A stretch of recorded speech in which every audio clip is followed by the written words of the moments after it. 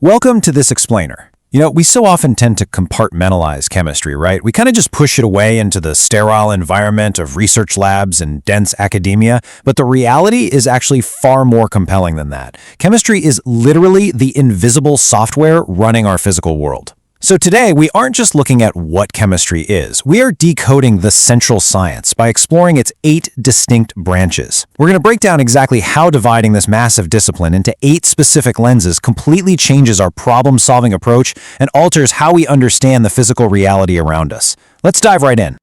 Here is the roadmap for our journey today. First, we'll look at chemistry in everyday life. Then, we'll clearly define this central science in Section 2.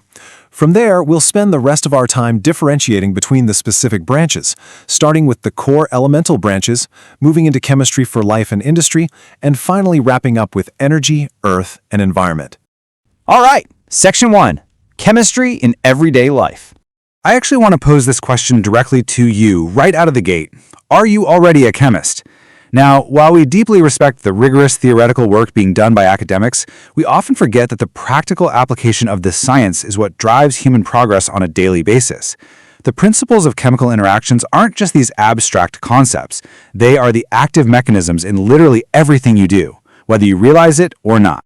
Okay, let's dive into this. Consider the actual technology you're using right this second. The device you're watching this explainer on is entirely dependent on electrochemistry, specifically these highly complex lithium-ion pathways that allow current to flow and power your screen.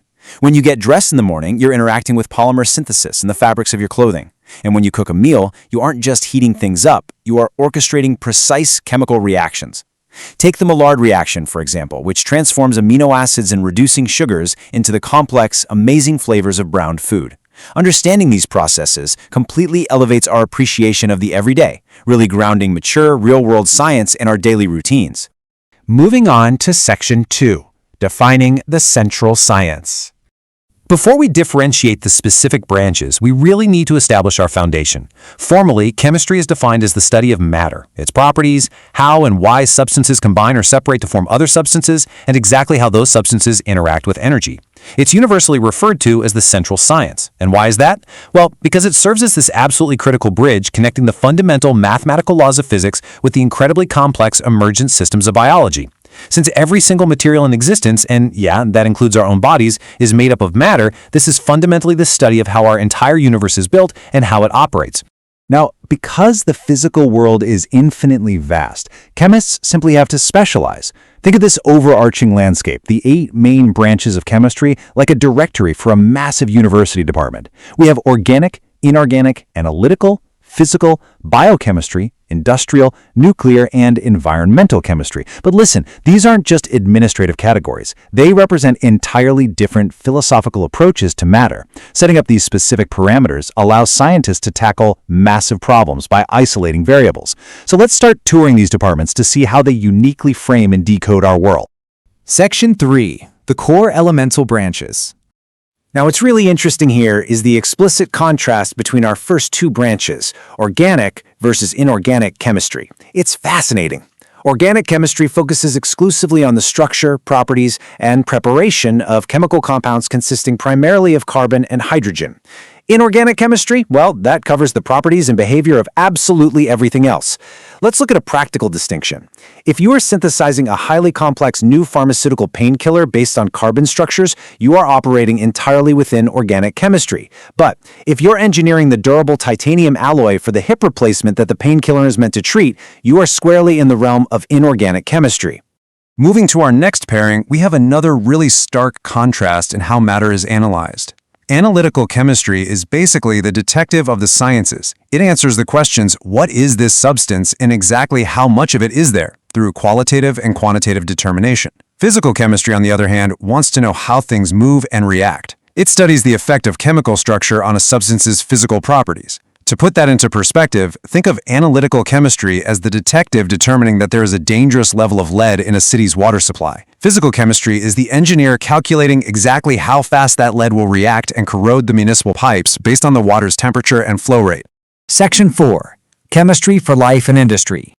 As we enter biochemistry, our focus completely shifts to living things. But you might be wondering, how does this actually differ from organic chemistry, which also studies carbon-based building blocks of life? Well, while organic chemistry often studies these carbon compounds in isolation, biochemistry specifically studies those exact same compounds in motion, functioning within the incredibly complex, chaotic systems of living organisms. It's aiming to explain biology in purely chemical terms. This distinction is absolutely vital for human health, as it drives the cutting-edge research behind cancer biology, stem cell development, structural biology, and the mechanisms of infectious diseases.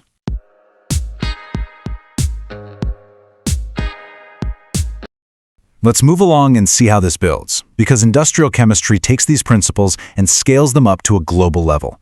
It's all about transforming natural materials through physical and chemical procedures into products that directly benefit humanity. A perfect example of this massive scale is the Haber-Bosch process. By taking atmospheric nitrogen and converting it into ammonia for fertilizer, industrial chemistry quite literally revolutionized agriculture and made it possible to sustain the global human population. It takes the microscopic discoveries of the other branches and turns them into the macro solutions that build modern society. Section 5. Energy, Earth, and Environment.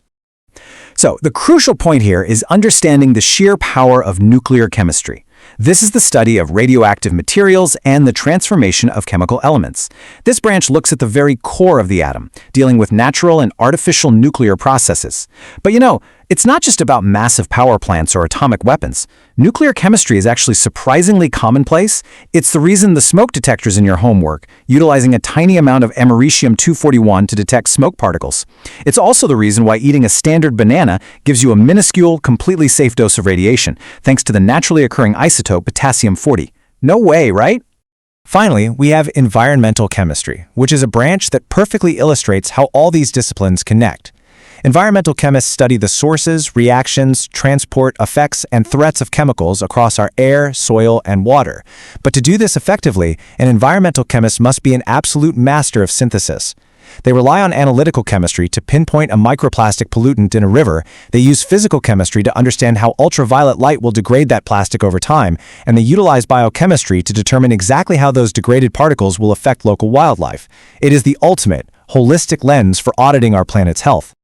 So, from the organic carbon structures coding our genetics to the inorganic metals reinforcing our bridges, from the qualitative analysis of our medicines to the physical reaction rates of our rocket fuels, chemistry truly is everywhere. Now that you know these 8 distinct languages of matter, which lens are you going to use the next time you look at a complex problem? Will you see the organic biology, the physical reactions, or the overarching environmental impact? Keep observing, keep exploring, and thank you so much for joining this explainer.